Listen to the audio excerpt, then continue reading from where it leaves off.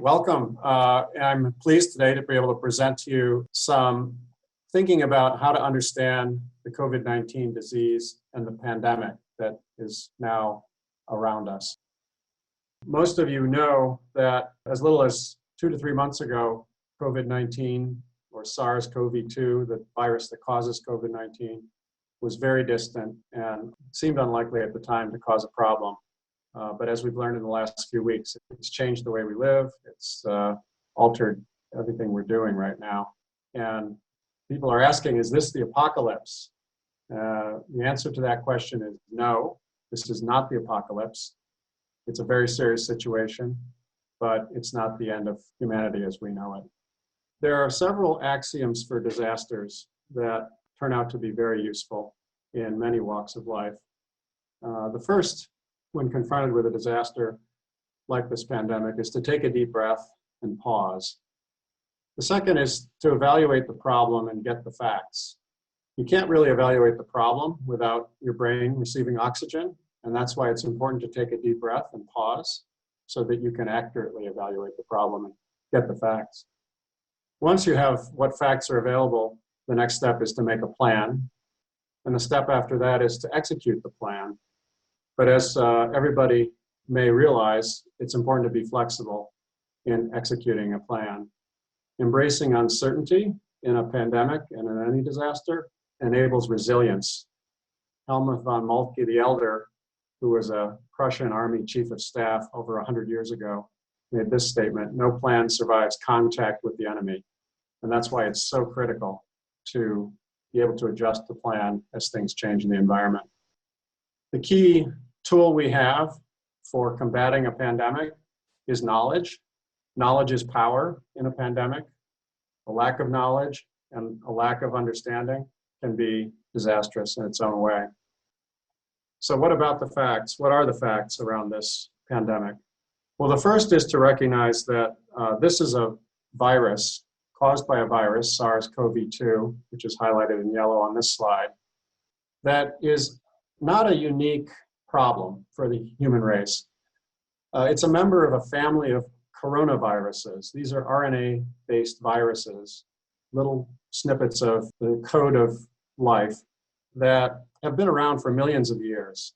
And in fact, there's a whole family of viruses that are like this, but unlike SARS-CoV-2, those other viruses are mostly benign. They cause common colds, they cause sniffles, they cause symptoms that are very familiar to us. And coronaviruses, like I say, have been around for millions of years. And the human body, human biology is actually designed to cope with coronaviruses. We have an immune system that manages these viruses every day. And coronavirus is no different in that regard. Where it is different is in its ability to cause significant lung problems for reasons that I won't get into here. And it's the fact that it's new. It's an emerging virus that our bodies haven't seen before. So the public is not immune to this virus in the way it would be immune to common cold viruses. And both those problems together mean that as many as 1 out of 5, 1 out of 6 people may end up in the hospital if they are infected with this virus. And a small percentage, 1 to 2%, may actually end up needing intensive care. But because the virus is spreading so rapidly and widely, that's a significant problem.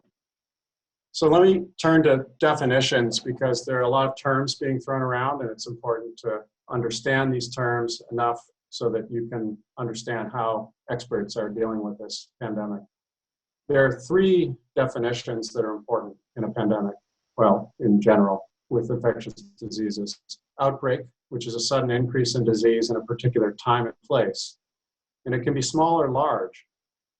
So we're seeing outbreak in Seattle. We've seen for now over a month.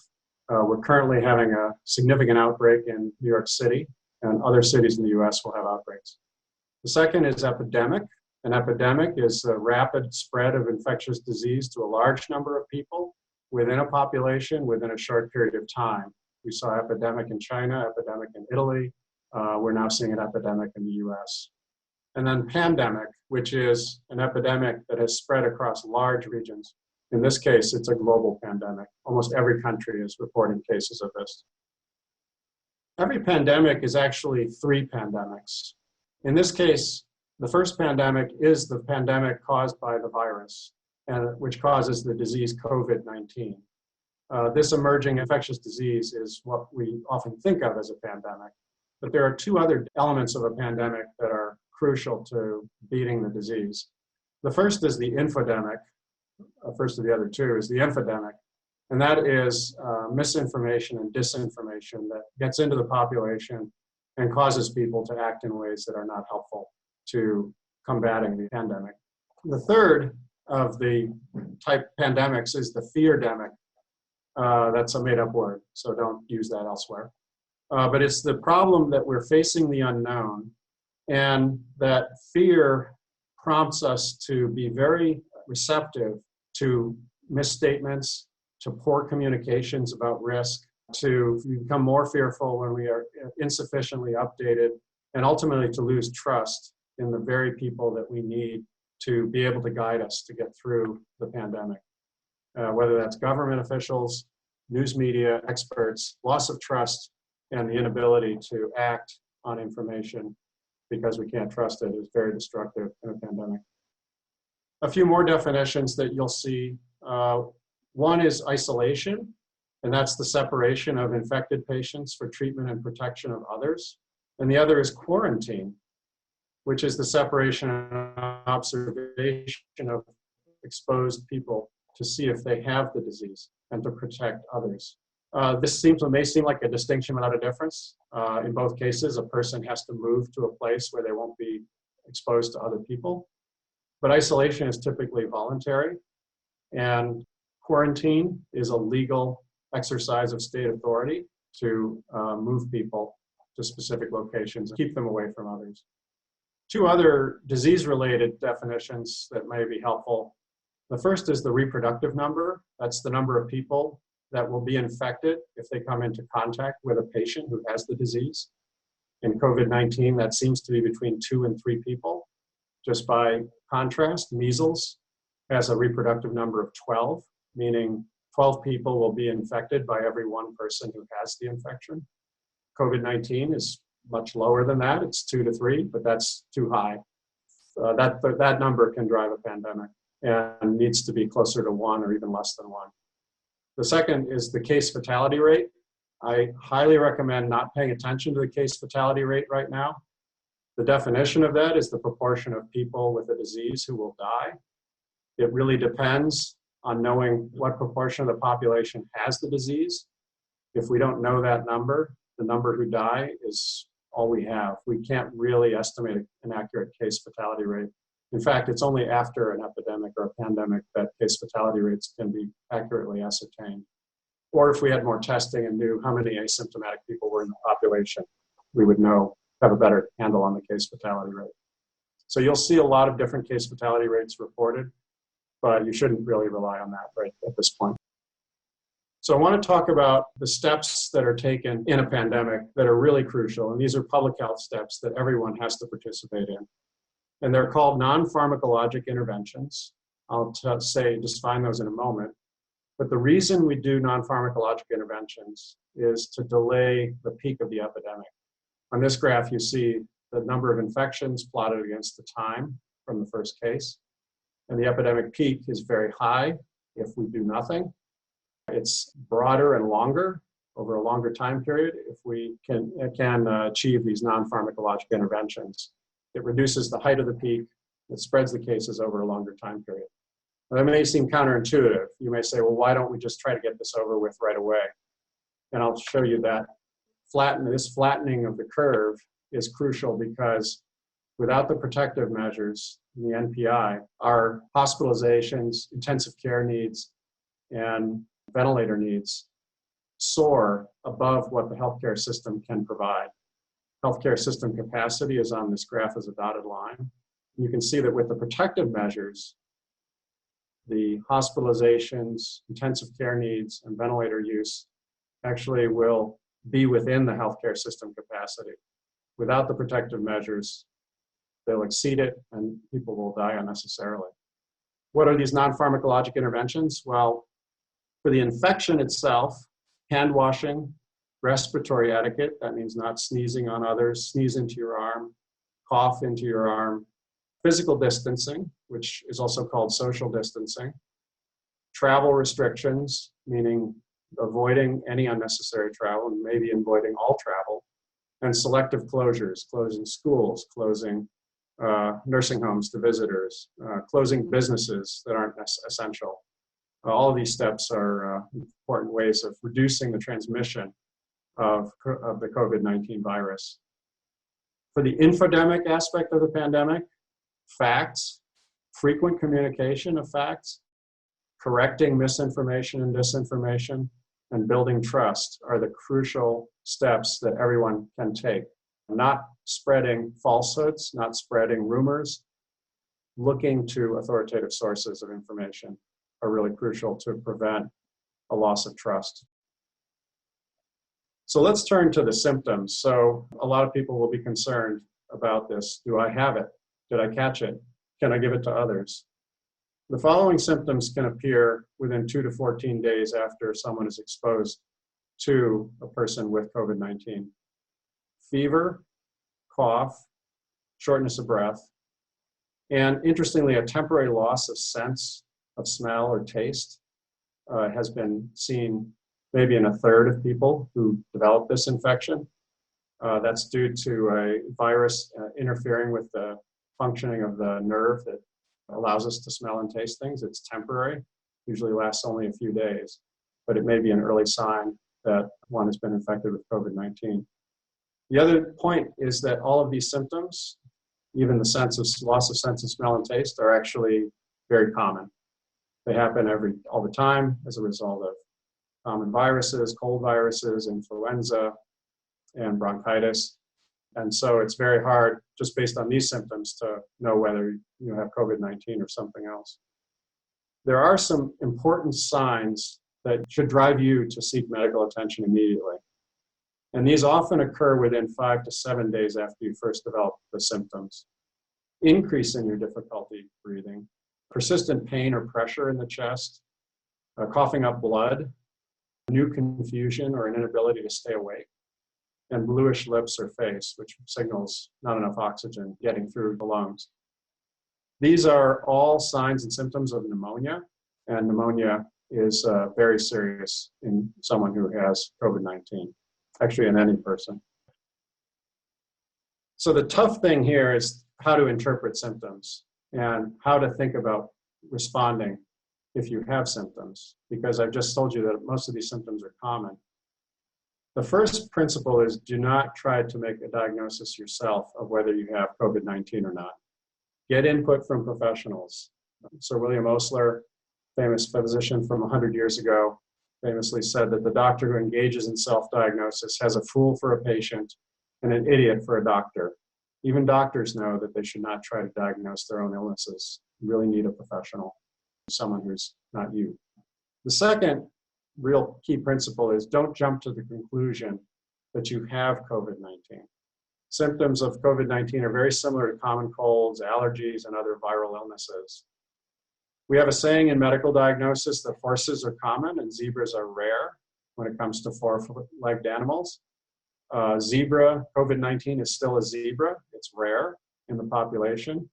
The most likely cause of any symptoms you have is something other than COVID-19.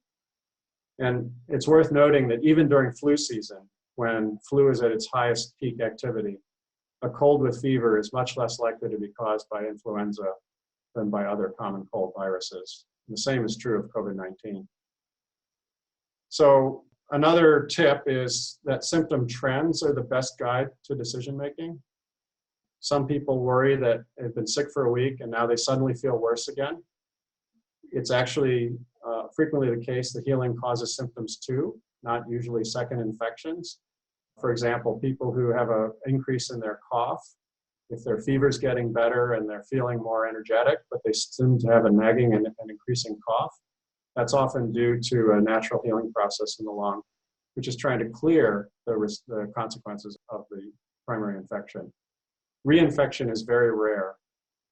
I've already told you the symptoms that should cause concern and a call to a doctor or clinic. Like I said, they start 5 to 7 days after illness onset, after you begin to feel symptoms. And those are increasing fever, shortness of breath, cough, and chest pain. If those symptoms are present but not increasing, it's unlikely that this is an illness that's getting worse. A second problem is allergy season. Allergies cause a very different and distinct pattern that is worth knowing about. If you have symptoms that happen while you're outside or just after you return from outside, even though you're staying at home, you may go out to exercise. But symptoms that start just because you're outside or just after coming in from outside are more likely to be allergies. Some of the telltale symptoms are watery eyes, runny nose, itchy eyes or nose, episodes of sneezing. You have no fever. These are signs, signals of allergies, not COVID-19. The other thing to know, since most of us are working from home and staying at home, is that dust and mold in the house can also cause allergy symptoms. It's really important to vacuum your house, open windows to ventilate the house, wash blankets and covers to prevent dust and mold and dust mites that can trigger asthma symptoms. Many people who don't spend a lot of time at home are realizing that they have these symptoms at home, and these are other common causes of those symptoms. And so if you want to reduce your symptoms, this is the way to do it. So finally, managing these symptoms. What should you do if you're having symptoms or if you're not having symptoms? So first, if your area is under a stay-at-home order, which actually should be most of the United States at this point, you should stay at home as much as you possibly can. It's okay to go out to the grocery store, to go out to pharmacy, to go out for brief exercise, stay close to home, stay away from other people, but 10 feet distance, that's the standard. 6 to 10 feet, you can manage it if you go outside. But best to stay at home as much as you can.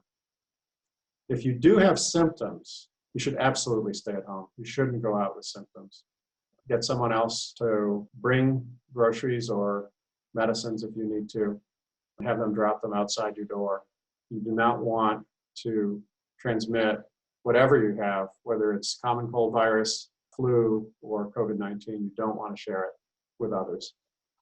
Call your doctor or your clinic if you have a question about symptoms or want advice about testing. It's really important to get professional advice. It's very easy to get fearful, to start making assumptions, to convince yourself that you have COVID-19.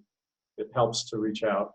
Doctors and clinics are overwhelmed right now, but they are responding. And there are other good sources of information, but having a personal discussion with a nurse or a doctor can be very helpful.